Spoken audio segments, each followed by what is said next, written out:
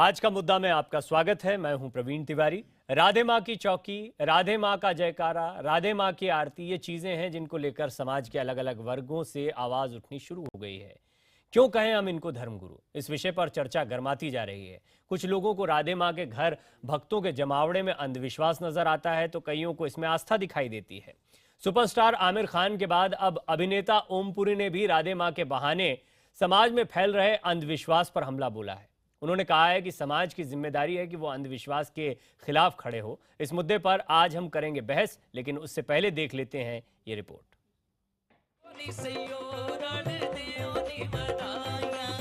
जयकारा राधे माँ की।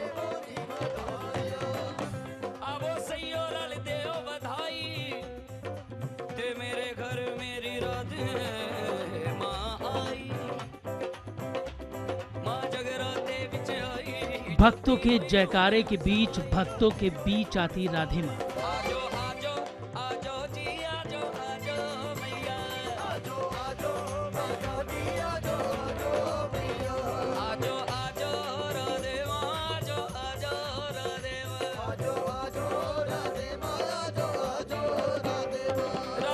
चौकी पर अपने भक्तों के बीच डांस करती राधे माँ। दरअसल हाल ही में राधे माँ ने अपने इंटरव्यू में कहा कि संगीत सुनते ही उनके पैर थिरकने लगते हैं। उनका दावा है कि ऐसा उनके साथ बचपन से ही होता था। इस वजह से उनके पिता उनको लेकर एक गुरु के पास गए थे।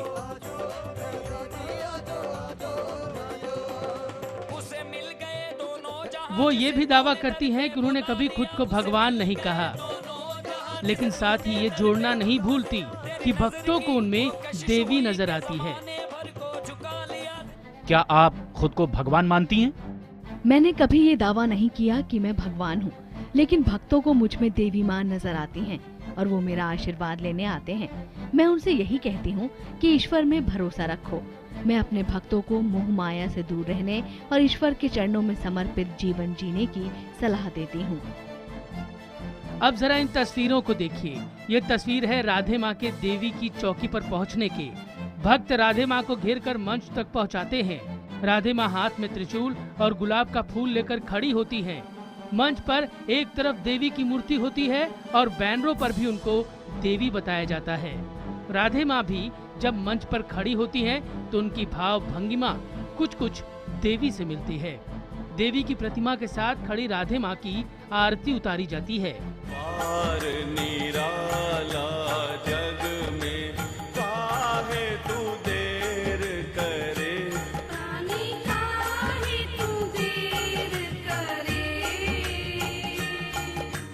सुख संपत्ति मिले दर से, सुख संपत्ति मिले दर से, खाली झोली भरे। राधे माँ के भक्तों की फहरिस्त बहुत लंबी है। इसमें बॉलीवुड के चमकते सितारों से लेकर तमाम तरह के लोग हैं। सुभाष घई, दलेर मेहंदी से लेकर अनूप जलोटा तक उनके भक्त हैं। लेकिन अभिनेता ओमपुरी इन सबको ढकोसला मानते हैं और कहते हैं कि चौकी में भक्तों की भीड़ देखा देखी पहुँचती है। जब धंधा शुरू करेंगे और आप 200 लोग अपने लाके बिठा देंगे और उनसे वो आके बाबा बाबा कहेंगे, तो बाकी लोग फॉलो करेंगे ना, आप फैला देंगे उसको। ओमपुरी ने बेहद तल्ख अंदाज में समाज में बाबाओं के धंधे पर हमला बोला है और कहा है कि ये सब अंधविश्वास है और इसको रोकने के लिए समाज के पढ़े लिखे लोगों को आगे आना होगा। ओमपुरी ने साफ तौर पर कहा कि इस तरह के अंधविश्वास को काबू में करने के लिए सरकार को भी जरूरी कदम उठाने चाहिए।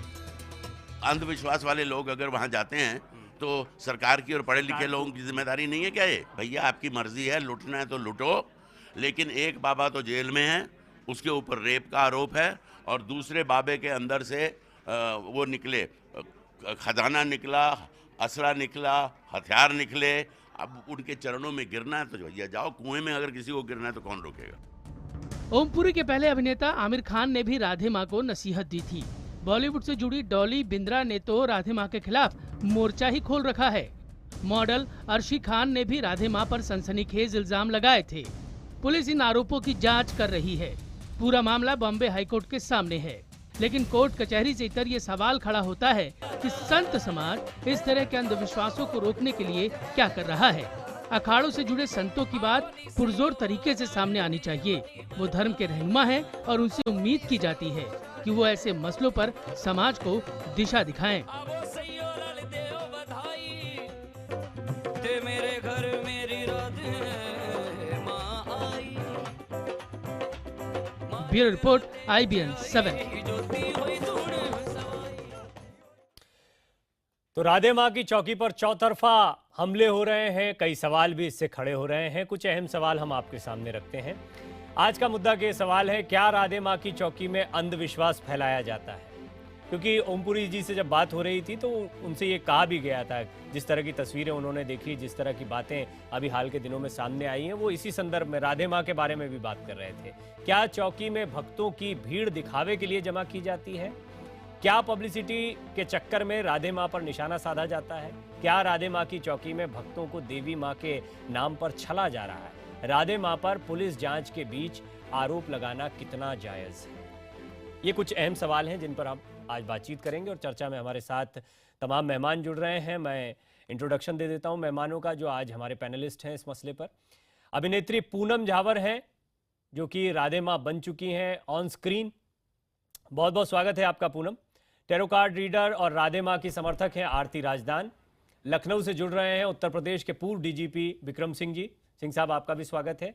इसके अलावा स्टूडियो में मेरे साथ दो खास मेहमान मौजूद हैं। मेरे साथ धर्माचार्य आचार्य प्रमोद कृष्णम जी मौजूद हैं और मेरे साथ ज्योतिषाचार्य कृष्णा शर्मा मौजूद हैं। आप दोनों का भी बहुत बहुत स्वागत है। सिंह साहब, शुरुआत आपसे करना चाहूँगा।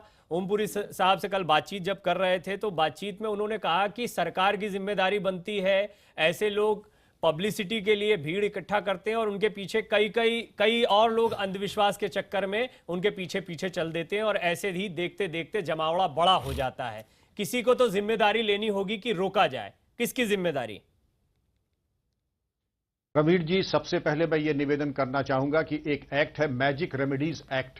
अगर कोई किसी बहाने से किसी ऐसा दावा करता है कि असाध्य रोग या बहुत धन की प्राप्ति, नौकरी का लग जाना, इस प्रकार के की दावा करता है तो मैजिक रेमेडीज एक्ट के अंतर्गत ये एक पनिशेबल ऑफेंस है और इसके अंतर्गत कार्रवाई की जा सकती है। आपने जो अभी क्लिप दिखाई उसमें यह दिया था कि जो भक्तगण आते हैं उनको आवाहन माता जी का यह है कि मोह माया से दूर रहें।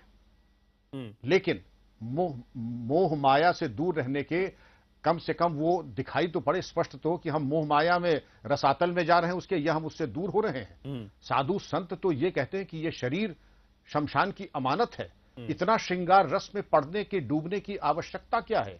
आपको तो वैराग्य और विवेक की तरफ जाना चाहिए और आप अंधकार की तरफ भेज रहे हैं। ये चीज विचारणीय है और इसके बारे में आपको ये चिंतन करना है। रूप, रस, स्पर्श, गंध और शब्द, आप इसके वशीभूत और मोहित हो रहे हैं या आप इससे विरक्त हो रहे हैं? और अगर आप इसके मोहपाश में पड़ रहे हैं तो आप पथभ्रष्ट हो चुके हैं और आप गलत रास्ते पे हैं। और किसी न किसी को, समाज के प्रबुद्ध वर्ग को, आपको, आपके चैनल को इसमें हस्तक्षेप करना ही चाहिए। ठीक, चलिए हम कोशिश कर रहे हैं इस मुद्दे को रखें और तमाम पहलुओं को रख रहे हैं, चाहे राधे माँ के समर्थक हों या फिर उनके खिलाफ जो आवाजें उठती हैं। आचार्य प्रमोद कृष्णम जी, जिम्मेदारी किसकी बनती है? चाहे ओमपुरी साहब ने जो कहा, एक्स DGP विक्रम सिंह जी जो कह रहे हैं, ये जिस तरीके से एक इवेंट की तरह ऑर्गेनाइज किया जाता है और लोग कुछ लोगों को देखते, जैसे हमारे यहाँ नहीं होता कोई एक्सीडेंट होता, 4 लोग खड़े हैं तो 15 लोग और आ जाते हैं, उन्हें पता नहीं कि क्या चल रहा है। इसी तरह हम देखते हैं इन बड़े बड़े इवेंट्स में भी लोगों का जमावड़ा लगता है। क्या ये बात मैं सही कह रहा हूं? आप इत्तेफाक रखते हैं या आपका कुछ और विचार है?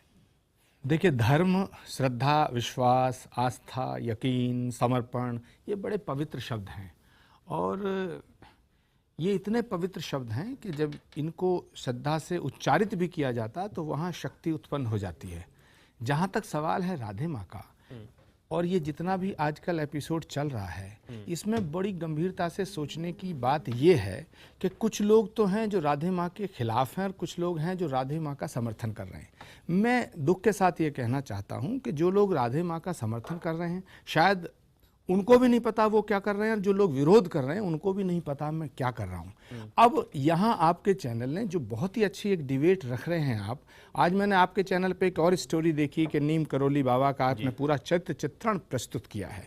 तो आपका चैनल कम से कम एक बात से तो मुक्त हुआ कि जो लोग आरोप लगाते थे इस चैनल पर कि आप धर्मगुरुओं के विरोध में कोई साजिश कर रहे हैं, तो मुझे ऐसा लगता है कि आप धर्मगुरु और धर्म के विरोध में तो कोई साजिश नहीं कर रहे हैं, लेकिन जो हालात देश के सामने हैं, हमारे तमाम दुनिया के सामने हैं कि धंधा तो हो रहा है। अब वो धंधा किस नाम पे किया जाए, तो सबसे सरल ये तरीका तस्वीरें होता है, कोई धंधे की तरफ इशारा करती हैं जो चल रही हैं आपके देखिए बोलते हुए? सबसे सरल तरीका है कि जिस चीज पे लोगों की आस्था और विश्वास होता है, जहां विश्वास होता है वहीं अंधविश्वास का नाटक होता है। आचार्य प्रमोद कृष्णम जी, जो तस्वीरें अभी चल रही हैं, राधे माँ की जो चौकी चल रही है, ये धंधा है या विश्वास है? आपका मत क्या है इस पर? मैं विक्रम सिंह जी की बात से एक बात से बिल्कुल सहमत हूं कि जो संत महात्मा सारी दुनिया के सामने एक आदर्श प्रस्तुत करते हैं, हमारे शास्त्रों ने, हमारे उपनिषदों ने, हमारे वेद ने, हमारे तमाम धर्म ग्रंथों ने और धर्मगुरुओं ने इस बात को प्रचारित किया है, जो वो कह रहे थे कि मोह माया और ये जो आडंबर है, जो आर्टिफिशियल लाइफ है, इससे संत दूर होता है। राधे माँ के मामले में ये देखने में स्पष्ट आता है कि वो आर्टिफिशियल लाइफ और तमाम मुझे याद है मेकअप, तमाम आचार्य जी, श्रृंगार। हमारी आपकी बात हो रही थी, हम जब इस मुद्दे पर बात कर रहे थे तो आपने कहा था नासिक कुंभ में मसला उठाया जाएगा। क्या उठाया गया? देखिए, नासिक कुंभ में मसला उठाया गया, लेकिन उस शिद्दत से नहीं उठ पाया जिससे उठाना चाहिए था। ठीक है, तो फिर ऐसे में जिम्मेदारी किसकी बनती, बात करेंगे। गौतम, ये जो दिख रहा है अभी डीजीपी विक्रम सिंह साहब ने जो कहा या प्रमोद कृष्णम जी जो कह रहे हैं वो आपने सुना भी है, क्या ये इतनी जो भीड़ इकट्ठा की जा रही है, क्योंकि आप राधे माँ के बड़े प्रबल समर्थक हैं, लगातार उनके पक्ष में बोल रहे हैं, ये भीड़ इकट्ठे करना, इसको एक इवेंट की तरह ऑर्गेनाइज करना, इसमें कई सेलिब्रिटी चेहरों को लाना, क्या है, क्या दिखाता है? क्या ये अध्यात्म है? देखो, ये एक चौकी जब होती है तो वहाँ पे आप देखेंगे तो ये बॉम्बे में होती है। अगर बॉम्बे में एक चौकी हो रही है, एक पंजाब में हो रही है, तो उसमें फर्क आएगा, क्योंकि बॉलीवुड इंडस्ट्री बॉम्बे में है। तो लोग भी ऐसे आते हैं जो अपने आप में एक प्रसिद्ध लोग हैं, तो वो माहौल ऐसा क्रिएट हो जाता है कि वो लगता है लोगों को इवेंट हो रहा है, लेकिन वो एक चौकी की तरह हो रहा है। अगर उसको मीडिया भी कवर कर रही है और लोग भी कवर कर रहे हैं, तो वो इवेंट नहीं है एक। अगर वो पंजाब में होगा या किसी और छोटे शहर में होगा या छोटे से शहर में, वो इतना हाईलाइट नहीं होगा। अगर जहाँ मीडिया है, जहाँ बॉलीवुड है, तो अपने आप में ही एक और ये जो बड़े बड़े स्टेज और काफी पैसा खर्चा किया गया है और जो बिल्कुल इवेंट की तरह ऑर्गेनाइज किया जाता है, ये भी क्या मुंबई की वजह से होता है या ये हर जगह होगा? नहीं, ये हर जगह नहीं होता, हर जगह होगा, लेकिन अगर जो वहाँ का ऑर्गेनाइज कर रहे हैं, और मुंबई का जो क्लाइंट है वो ज्यादा चकाचौंध देख कर आता है, क्या इस वजह से ये होता है? वो चकाचौंध शहर ही एक चकाचौंध है, चकाचौंध देख के नहीं आता। अगर चौकी हो रही है, आप और भी देखेंगे, जैसे अभी और सिंगर भी आते हैं, जो भी आते हैं, अनूप जलोटा साहब भी आते हैं, तो वहां पे एक चार्म सा है। लेकिन जब चौकी होगी, माता अपने दर्शन देती हैं या चौकी करती हैं, तो लोग आते हैं देखने। क्या पूनम, मुंबई में कुछ होगा तो इसलिए ऐसा रंगारंग या इतना बड़ा इवेंट होगा, या आपकी राय क्या है?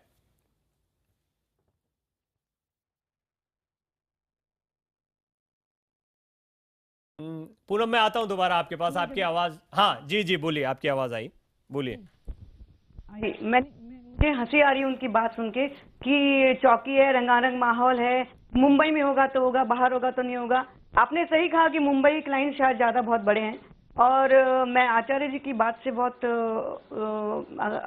सहमत हूँ कि उन्होंने कहा कि जो आध्यात्म है, जो योग है, वो एक सरल तरीके से होना चाहिए, लोगों में विश्वास पाने के लिए, न कि अंधविश्वास फैलाने के लिए। ओमपुरी जी ने एक बात कही जो हमने अभी सुनी कि अगर मैं उन लोगों को भी दोष देती हूँ जो यहाँ जाते हैं, और उन्होंने कहा कि अगर आदमी को कुएं में गिरना है तो भाई हम कितना बचाएंगे। तो ये हमें भी सोचना है कि हम वहाँ जा, अगर 20 लोगों को बैठे देखते हैं, 200 को बैठे देखते हैं, इसका मतलब ये सब बेकार लोग हैं, इनके पास कोई काम धंधा नहीं है। तो आप मतलब ये कहना चाहती हैं जो पूजा करता है वो बेकार है?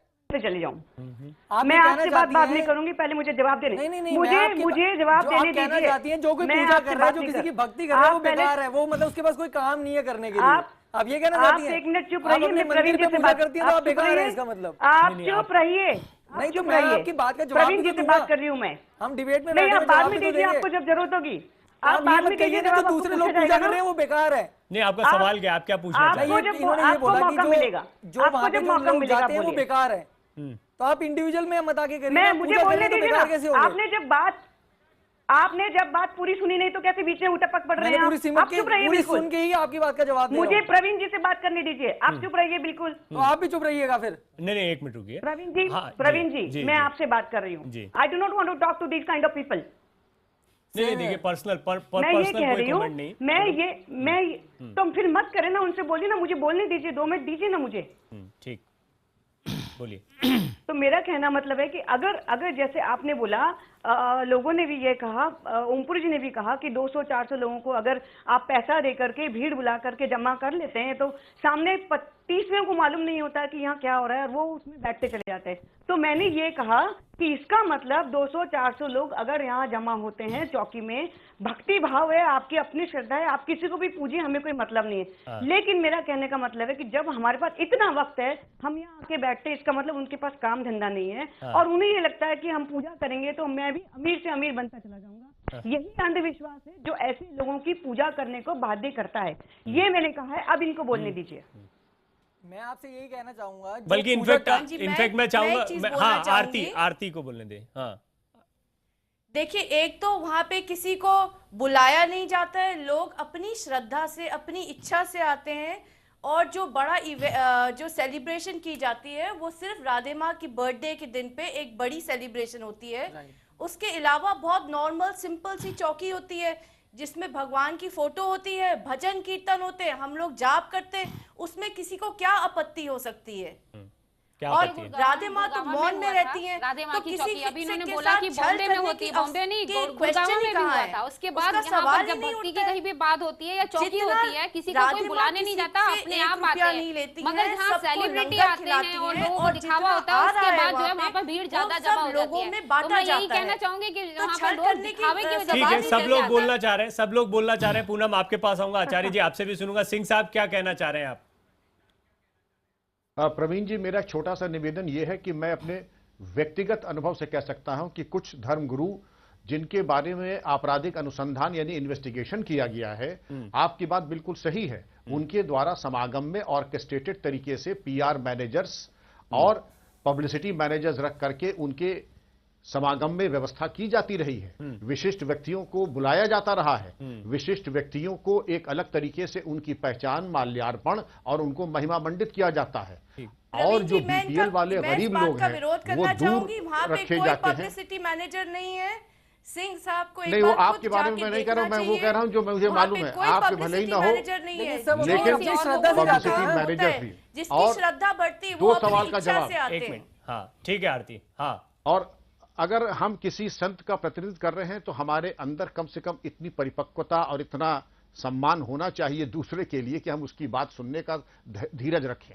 एक चीज। दूसरी चीज, किसी भी आप ऐसे समागम में जाएं तो आप देखते हैं वहां 2 कैटेगरीज है। एक, जो बहुत ही प्रतिष्ठित लोग हैं उनके लिए नियम दूसरे होते हैं, जो बहुत प्रतिष्ठित नहीं होते हैं, जो गरीब होते हैं उनके लिए नियम वीआईपी भक्त और नॉन वीआईपी भक्त, ये वाला जो कल्चर है, हाँ ठीक है, ये कल्चर भी चलता है प्रवीण जी। और दूसरा, सारे समागम वो होते हैं जो यहाँ पर धनाढ्य रहते हैं। सब जगह के बारे में आप मत बोलिए, पंजाब, हरियाणा, जी, लेकिन छत्तीसगढ़, झारखंड, बिहार, यहाँ पर कोई समागम इस तरह के आयोजन नहीं थे क्योंकि वहां पर शायद कदाचित प्राप्ति नहीं होती है, इसलिए इस तरह की चौकियां वगैरह वहां नहीं होती। हाँ, मैंने बहुत विनम्रता के साथ एक शब्द का इस्तेमाल किया था, वो है क्लाइंट। तो भक्त और क्लाइंट में एक जरा सा फर्क होता है, लेकिन मैं समझना चाहूंगा आप लोगों से, आप कुछ कहना चाह रहे हैं आचार्य जी?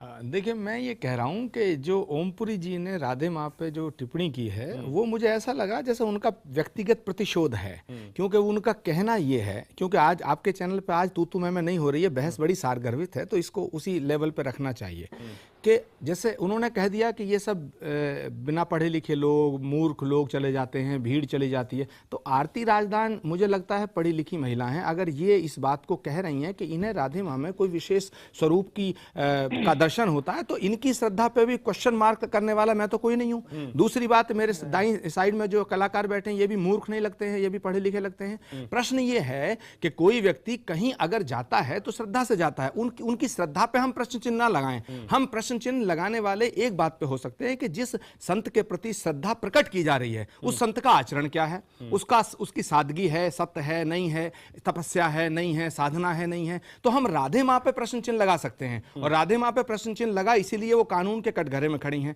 तो राधे माँ के प्रति ये हो जाएगा कि आरती और गौतम शायद गलत दिशा में जा रहे हैं, तो ऐसे लोगों को कौन रोकेगा? नहीं, एक सेकंड, ये देश भावनाओं का देश है, श्रद्धा का देश है। माफ करना, राधे माँ की बात छोड़िए। ओमपुरी जी ने कहा कि गड्ढे में गिर रहे, कुएं में गिर रहे हो तो गिर जाओ। मैं अरुण, मैं ओमपुरी जी कोई अथॉरिटी नहीं है धर्म के बारे में और आस्था के बारे में, वो प्रकांड पंडित नहीं है, कोई नहीं, माफ करना, हम में से कोई नहीं है, ठीक है। तो प्रश्न ये पैदा होता है, ये देश भावनाओं का देश है, यहाँ पीपल पूजा गया है, यहाँ पत्थर पूजा जाता है, श्रद्धा महान होती है, आपने श्रद्धालु महान होता है। आपने एक बहुत अच्छा उदाहरण दिया अभी आचार्य जी, गौतम का दिया, आरती का दिया।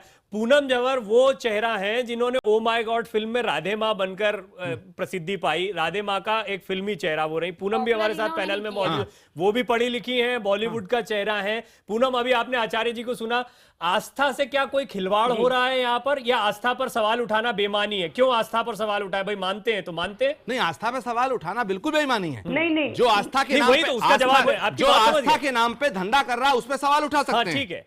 ठीक है जी पूनम जी आचार्य जी जो कह रहे हैं, मैं उनके बारे में एक ही बात बोलूंगी कि आपने बहुत सही कहा।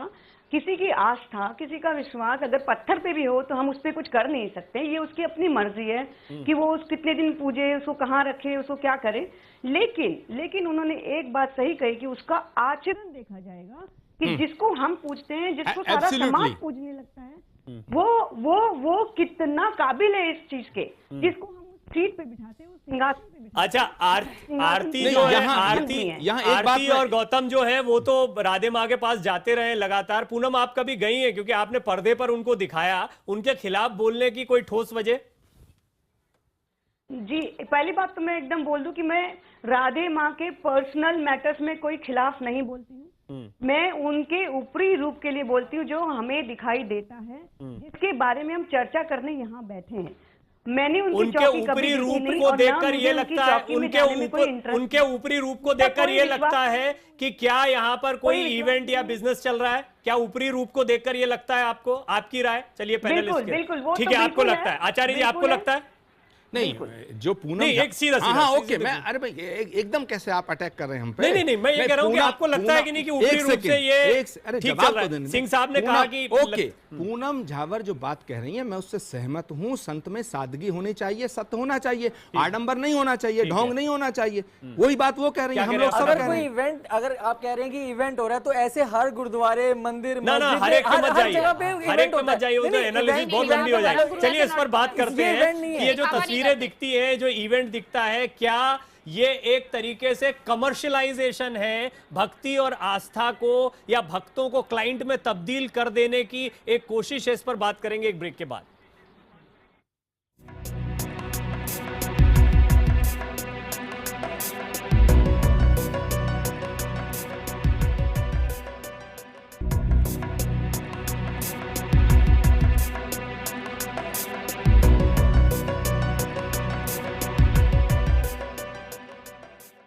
चौकी पर चौतरफा हमला, और ताजा हमला है अभिनेता ओमपुरी का। ओमपुरी ने IBN 7 से खास बातचीत करते हुए कहा कि इस तरह के आयोजनों में लोगों को लाया जाता है, इसके लिए बाकायदा मार्केटिंग की जाती है, और लोग कुएं में गिर रहे हैं, उन्हें बचाने के लिए सरकार को भी प्रयास करना चाहिए। हमारे तमाम मेहमान हमारे साथ बने हुए हैं।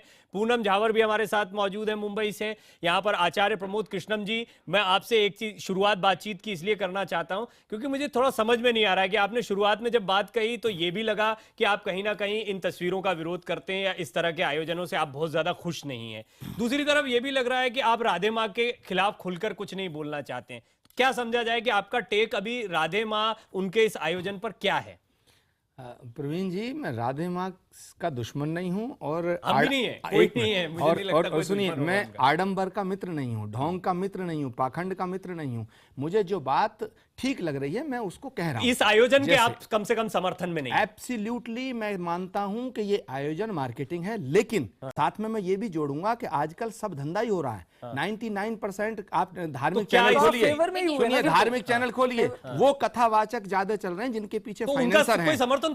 10 लाख रुपया महीना देके धार्मिक चैनल पे जो कथावाचक चलता है, सुनिए, और गलत काम कर रहा है तो इनका समर्थन कर रहे हैं। जब देश काल और परिस्थिति परिवर्तित होती है तो सब कुछ बदलता है। आप समझते हो 21वीं सदी में आप तो 21वीं सदी के पत्रकार हो जाएं और कोई भक्त और संत जो है वो पाषाण कालीन मुद्रा में जिए, ये संभव नहीं है। लेकिन मैं कहना चाहता हूं आपसे, मेरी बात को सुनिए कि राधे माँ का जो आचरण है वो संत की दृष्टि से देखा जाए, संतत्व की दृष्टि से देखा जाए, सादगी की दृष्टि से देखा जाए तो वो उचित नहीं है। राधे माँ पक्की मार्केटिंग कराने वाली एक महिला है, लेकिन उनके भक्तों की श्रद्धा पे सवाल उठाने का अधिकार मुझे और आपको नहीं है। आपने खुद ही बोला वो 21वीं सदी में है, तो 21वीं सदी की राधे माँ ऐसे ही होगी ना, वो पुराने युग की थोड़ी ना। संत महात्मा भी सदियों में बंटने लगे। सिंह साहब आप कुछ कहना चाह रहे थे? संत महात्मा क्या सदियों में बंटने लगे हैं कि उस सदी में कुछ और होते थे, इस सदी में कुछ और जैसा आचार्य? सत्य को स्वीकार करना पड़ेगा, आपकी बात को स्वीकार करना पड़ेगा। आपकी बात समझ में आ गई। जी सिंह साहब। जी, मैं निवेदन करना चाहता हूं, आचार्य प्रमोद जी का मैं बड़ा सम्मान करता हूं और बड़ी श्रद्धा के साथ विनम्र निवेदन करना चाहूंगा कि संत कब से उद्वलित होने लगे, और ये सही है कि सत्य देश काल और परिस्थिति के अनुरूप होना चाहिए, लेकिन कुछ सत्य शाश्वत सत्य होते हैं जो देश काल और परिस्थिति पर निर्भर नहीं करते। जैसे सत्यम वद धर्मम चर, ये देश काल अवस्था कुछ भी हो, ये हमेशा शाश्वत रहेगा।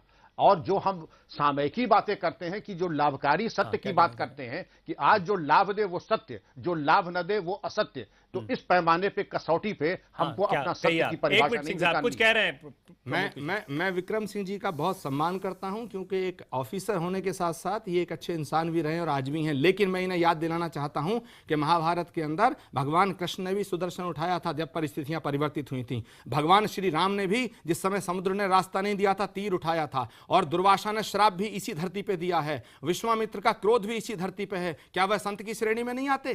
तो संतों को सत्य के ऊपर जब आंच आती है तो क्रोध भी करना पड़ता है, और क्रोध करना चाहिए। जहां तक राधे मां का सवाल है, मैं कह चुका हूं कि मैं ना राधे मां का समर्थक हूं ना उनके आचरण का समर्थक हूं, लेकिन यह बात जहां सत्य है तो दूसरी बात भी सत्य है कि देश काल और परिस्थिति जब परिवर्तित होती है तो सब कुछ परिवर्तित होता है। साधु भी परिवर्तित होता है, भक्ति परिवर्तित होती है। जी बिल्कुल सही कह रहे हैं, लेकिन अगर साधु परिवर्तित हो रहा, देश काल परिस्थिति के अनुरूप अपना रूप रस स्पर्श गंध और शब्द के अनुरूप अपने को मोल्ड कर रहा है, तो इस पे प्रश्न चिन्ह लग जाता है कि आपकी सात्विकता है कहां। अगर आप अपने को प्रासंगिक कि जैसा हो नेत्र वैसा हो दर्शन और जैसे देवता वैसा हो पूजन, ये संस्कृति औचित्यपूर्ण नहीं है। आपने जो उपमा दी है आचार्य जी, वो नारायण के लिए है। नारायण दैवी संपदा से विभूषित हैं। हम अपना मुकाबला, हम अपना कंपैरिजन नारायण से न करें। ठीक आचार्य जी। मैं आपकी बात का समर्थन भी कर रहा हूं, और आपके लिए मैं एक निवेदन करना चाहता हूं कि आप फिर इस बात को कहना चाहते हैं कि वो नारायण थे, हम उन्हीं के भक्त हैं। मैंने एक बात कही है कि मैं राधे माँ का समर्थन नहीं हूं। मैं सादगी में जीने वाला व्यक्ति खुद भी हूं और आचरण में संतत्व और सत्य को घटने वाला है। लेकिन भक्ति लाई नहीं जाती है, घटती है। साधना घटती है, प्रेम घटता है, ऐसे ही श्रद्धा घटती है। तो अगर राधे माँ के प्रति किसी की श्रद्धा है तो मैं उस भक्त के ऊपर क्वेश्चन मार्क मैं नहीं लगा सकता हूं, आप लगा सकते हैं। जहां तक सवाल है राधे माँ के कुकृत्य का या उनके गलत आचरण का, उनकी गैर कानूनी गतिविधियों का, तो मुंबई पुलिस जांच कर रही है, पंजाब की पुलिस जांच कर रही है। उस पे वो दूध का दूध पानी का पानी हो जाएगा। लेकिन राधे माँ के नाचने पर, राधे माँ के गाने पर, राधे माँ की बातों पर उनके भक्तों को सोचना चाहिए। आरती राजदान जैसी पढ़ी लिखी महिलाएं यहाँ हैं, गौतम जैसे लोग होंगे, अगर इन्हें देखती आंखों राधे माँ में देवी चमक रही है तो मुझे यह कहने का हक नहीं है कि वो देवी नहीं है, क्योंकि भक्त को भगवान भक्त की तो क्या आरती आंखों के आगे कोई पर्दा लगा हुआ है आपके? नहीं, तो भक्त भी तो 21वीं सदी के है ना, तो भक्त भी पुराने नहीं 21वीं सदी के, तो गुरु भी 21वीं सदी को पूजेंगे।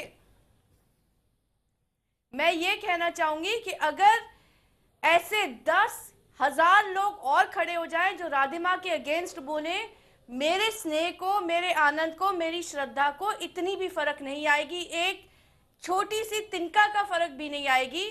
मेरे लिए ये सच की लड़ाई है और मुझे पता है अंत में राधे माँ की हमारी ही जीत होगी। देखिए, एक चीज बताना चाहेंगे, विक्रम सिंह जी कह रहे थे कि अगर छोटे छोटे शहरों में, जो गांव जैसे बिहार जैसे इलाके में यदि ये चौकी कराते तो 1 पैसे की कमाई नहीं होगी। ये बड़ी बड़ी शहरों में ही क्यों करवाते, जैसे गुड़गामा हो गया, दिल्ली हो गया, और उसके बाद जो है आप उधर भी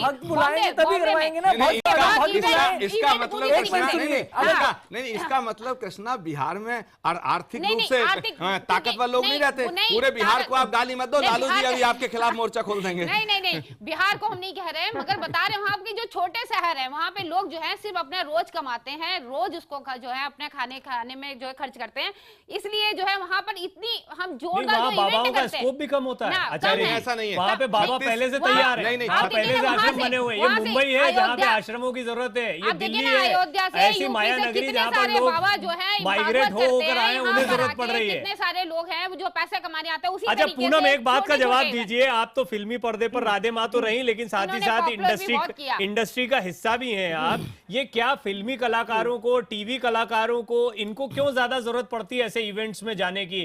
क्या ये कोई पीआर एजेंसी का काम करती है इस तरह की जगह, या और कोई वजह होती है? यहाँ पर फिल्मी सितारों के लिए कोई विशेष ताकत होती है? नहीं प्रवीण जी, मैं एक बात तो बताऊंगी कि सबसे पहली बात है कि मैं आपकी बात का जवाब दूंगी, लेकिन उससे पहले मैं ये कहना चाहूंगी कि हमारे महाराष्ट्र में अंधश्रद्धा निर्मूलन कानून लागू है, तो हमारे पुलिस उस बारे में चर्चा क्यों नहीं कर रही है? क्योंकि इस तरह की चौकियों से, इस तरह की चीजों से, इस तरह के ढकोसलों से बहुत अंधविश्वास फैलता है।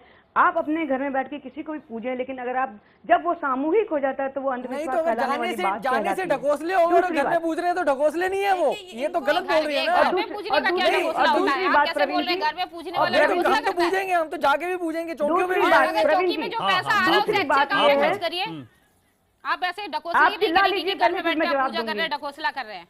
चिल्लाइए, बोल लीजिए, चिल्लाने की तो बात ही नहीं मिलेगी, बोल लीजिए, बोलिए ना, टीआरपी ले लीजिए, आप बोलिए। आप भी तो ले रही हैं बैठ के टीआरपी, तो हमने ले ली तो क्या हो गया? अरे मुझे तो परवाह नहीं है, आप बोल लीजिए ना, बोल लीजिए, खत्म कर लीजिए। पूनम अपनी बात पूरी करिए।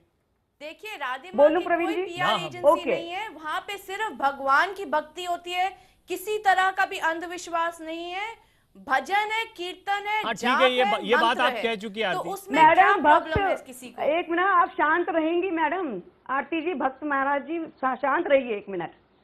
तो प्रवीण जी, मैंने ये कहा कि अगर हम जब इसको अंधविश्वास में देखते हैं तो ये उस अंधविश्वास श्रद्धा निर्मूलन कानून के अंदर आता है, तो उसके बारे में चर्चा क्यों नहीं की जा रही है? और दूसरा, आपने जब कहा कि फिल्मी एक्टर या एक्ट्रेसेस वगैरह को लेकर के यहाँ पे क्यों इतना ज्यादा चर्चा में होता है, तो ऑफ कोर्स मुझे ये लगता है कि हम बहुत डरे हुए होते हैं। समटाइम्स हमको लगता है कि मुझे सक्सेस चाहिए या मुझे आना है, या इन लोगों को हमें दिखा करके बहुत सारा पब्लिसिटी मिलती है, बहुत सारे लोग राधे माँ को देखने के लिए कहना चाहती हैं कि जो उनको पूछता है उनको मूवीज मिलती है, सब कुछ मिलता है, इसीलिए वहाँ पर ज्यादा भीड़ जमा होती है, और हमको ये लगता है कि वो सिर्फ राधे माँ के लिए आए हैं, ऐसा नहीं है, वो एक्टर को देखने भी आए होते हैं। तो हमारी इंडस्ट्री का भी उसमें एक हाथ है कि हमारी आप ये गलत बोल रही हैं। अगर 1000 लोग भी होती है, 2000 लोग भी होती है, सारे एक्टर तो नहीं आते वहाँ पे, भीड़ तब भी होती है। मैंने जो कहा वो मेरे विचार है, मैंने जो कहा वो मेरे विचार है, आपको जो कहना है आप कहिए। ठीक है, ये तो कहीं पे भी हो सकता है। तो आचार्य जी, मुझे प्रवीण जी एक बात आपसे सिर्फ इतना कहनी है, क्योंकि यहाँ विक्रम सिंह जी भी इस पे डिबेट में मौजूद हैं और पुलिस के डीजीपी रहे हैं। एक पक्ष है श्रद्धा आस्था भक्ति का, एक पक्ष है कानून का। तो जो गैर कानूनी मामले राधे माँ के खिलाफ दर्ज हुए हैं, उन पर पुलिस क्यों नहीं कार्रवाई कर रही है? इस पर हमारी बात भी उन हुई पर और पुलिस इस पर कार्रवाई डीजीपी क्यों साहब नहीं से सवाल भी करना चाह रहा हूं। सवाल है पहली बात। दूसरी बात नहीं, ये सवाल उनके खाने में जाता है। मैं आपसे एक सवाल करना चाह रहा था, क्योंकि जैसे उनकी जिम्मेदारी या कानून की, मतलब हमसे तो डीजीपी रहे, सुनिए, आपसे मैंने जैसे कुंभ वाला सवाल किया था, या दूसरा, क्या किसी की कोई जिम्मेदारी, अगर 21वीं सदी में सब बदल रहा है, कमर्शियलाइज हो रहा है, तो इसे छोड़ देना चाहिए, किसी की कोई जिम्मेदारी नहीं, संत समाज की कोई। प्रवीण जी, कलयुग में जितने सवाल हमसे हो रहे हैं और हम जिन सवालों को फेस कर रहे हैं, इतना शायद आप नहीं कर रहे होंगे। दुनिया करे सवाल तो हम क्या जवाब दें। प्रश्न ये है कि आजकल हम लोग तो कटघरे में खड़े हैं, हम खुद दुखी हैं और हमारी पीड़ाएं हैं, लेकिन प्रश्न ये उठता है कि अगर राधे माँ ने कोई गैर कानूनी काम किया है तो राधे माँ के खिलाफ कार्रवाई करें, स्वतंत्र हैं। राधे माँ बापू से बड़ी नहीं है, राधे माँ आशाराम बापू से बड़ी नहीं है। जब आशाराम आप इन्हीं लोगों की वजह से आए ना, जिनके नाम ले रहे हैं। सुनिए, जब आशाराम, आप कटघरे में इन्हीं लोगों की वजह से आए ना। मैं क्या कह रहा हूँ, आप कटघरे में इन लोगों की वजह से, ये अगर आप कह रहे हैं तो मेरी सहमति है। नहीं, आपने कहा कटघरे में, मैंने नहीं कहा, हैं, इन्हीं की वजह से हैं, क्योंकि अगर संतों का इनकी गलतियों की सजा आप क्यों भुगत रहे हैं? अगर विक्रम सिंह जी की बात का मैं विरोध करता उस समय, तो ऐसा लगता जैसे झगड़ा हो रहा है, लेकिन ये वास्तविकता है। मैं उनकी बात का समर्थन भी कर रहा हूं कि संतों का आचरण गिरा है, संतों का तो आचरण जो सादगी और जिन सत्य होना संतों की वजह चाहिए से वह संत गिरा है। समाज कटघरे में खड़ा होता है, क्या उन संतों के खिलाफ संत समाज को आवाज उठानी चाहिए जिन्हें लगता है कि वो आध्यात्म या दर्शन को या लोगों की आस्था को सही दिशा में ले जा सकते? कानून अपना काम क्यों नहीं करता? दोनों पहलुओं पर बात करेंगे एक ब्रेक के बाद।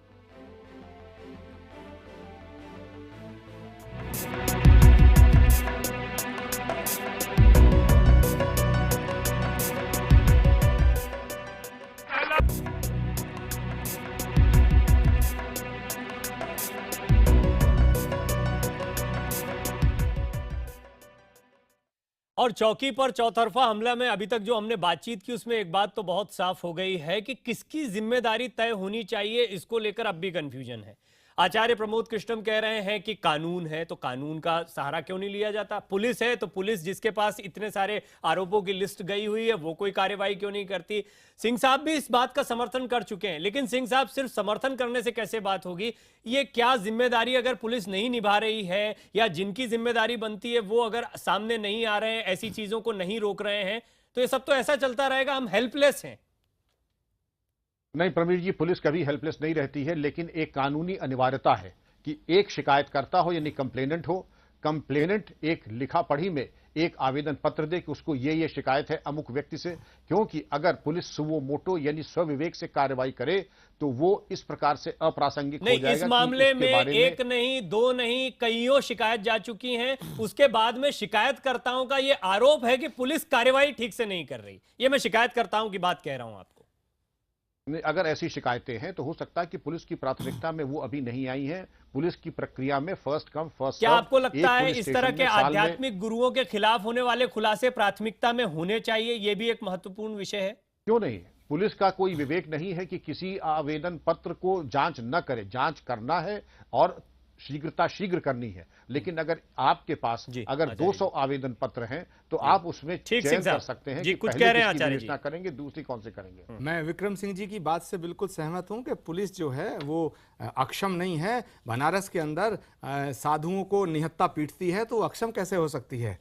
तो बिल्कुल अक्षम नहीं है, वो सक्षम है, बड़ी पावरफुल है। जो बेचारे छोटे छोटे बच्चे बटुक थे उन पर लाठी चार्ज कर दिया, तो मैं समझता हूं कि ये भी इसी देश में घटा है। पर सवाल इस बात का है कि मार्केटिंग का जो आपने प्रश्न उठाया था, तो मार्केटिंग का देश है। अगर मार्केटिंग अच्छी होती तो राहुल गांधी देश के प्रधानमंत्री होते। तो जो मार्केटिंग से सरकारें बनती हैं, मार्केटिंग अच्छी नहीं होती है तो सरकार नहीं बनती है। तो बाबा भी अगर अपनी मार्केटिंग बेचारे कर रहे हैं तो इसमें कौन सी आफत है? नहीं, बड़ी अच्छी बात कही आचार्य प्रमोद जी ने। मैं तो इसमें भ्रमित था कि मैं समझता था कि धर्म और संतत्व का प्रागट्य तब होता है जब जीवन के खेल और तमाशे सांसारिक समाप्त हो जाते हैं। लेकिन अगर हमारी ध्येय उपलब्धि है, हमारा भी ध्येय बैंक बैलेंस है, तो हमें वो सब ट्रिक्स करनी चाहिए, वो सब स्वांग रचना चाहिए जिससे हमें लाभ हो, शुभ लाभ। फिर हमें आध्यात्म की बात नहीं करनी चाहिए, आवरण कुछ भी हो, चाहे वो किसी का भी हो, अगर हमारा ध्येय लाभ है तो फिर हम लाभ। फिर आचार्य जी ने तो राजनेता और संतों को एक ही श्रेणी में भी रख दिया है। आचार्य जी नहीं, मैंने राजनेता देखिए अगर भगवान अगर आप मैं क्या कह रहा हूं, विक्रम सिंह जी बात कर रहे हैं विशुद्ध रूप से अध्यात्म की, मैं बात कर रहा हूं संसार के अंदर मंदिर आदमी जाता है, 99% मंदिर वो जाते हैं। किसी को बेटा चाहिए, किसी को बेटी चाहिए, किसी को नौकरी चाहिए, किसी को तरक्की चाहिए, किसी को धन चाहिए, और भगवान को कष्ट निवारण के लिए कष्टहर्ता कहा गया है। तो अगर किसी भक्त की का दर्द, किसी की पीड़ा किसी के यहाँ जाके हरी जाती है तो उसमें आफत क्या है? जहां तक सवाल है कानून का, हरी जाती है नहीं हरी जाती है ये कौन तय करेगा? यही तो मार्केटिंग है कि 4 लोग बोले हरी गई है तो 40 लोग और आ जाएंगे, 400 या 4 लाख लोग और आ जाएंगे। आपने 100 आरोप लगाए, मैंने भी 100 आरोप लगा दिए होंगे राधे मां पर, लेकिन आरती राजदान की श्रद्धा तो नहीं डिगी। मैं आरती राजदान जैसी भक्त की श्रद्धा को प्रणाम करता हूं, और पूनम झावर के तर्क नहीं डिगे। मैं पूनम झावर के जो तर्क हैं उनसे सहमति भी व्यक्त करता हूं। तो फैसला तो देश को करना पड़ेगा। आप लोग कर दो, दूसरे लोग कर दें, विक्रम सिंह जी कर दें, संत समाज कर दे, सारा संत समाज आज देख रहा है, एक अकेला मैं थोड़ा ही हूं। लेकिन मार्केटिंग का जमाना है, सत्य को स्वीकार करना भी हर एक चीज में सबको ठीक बता दिया। फिर संत समाज की बात में भी ये कह दिया कि मैं उसका एक हिस्सा हूं, मैं नहीं कर सकता। तो मतलब हमारी कोई जिम्मेदारी, मैं अपनी जिम्मेदारी ये कर रहा हूं कि सब नहीं है, सत्य सार्थक सर्वदा। मैं तो कह रहा हूं कि हम तो अपनी जिम्मेदारी तय करते हुए, हम अपनी जिम्मेदारी मानते हुए ये तो तुम तस्वीरें मुझे नहीं दिखा रहे हैं। बुलाते, हम आप चाहते मुझे भी नहीं बुलाते, मैं नहीं आता। बिल्कुल ये ठीक है। मार्केटिंग का जमाना है, आरती सत्य से आंखें नहीं नीची जा सकती आरती हैं। भी आई, गौतम भी आए, तो कृष्णा जी भी आती हैं, पूनम भी आती हैं जो राधे माँ के खिलाफ बोलते हैं, जो आप भी आए, विक्रम सिंह साहब भी आए।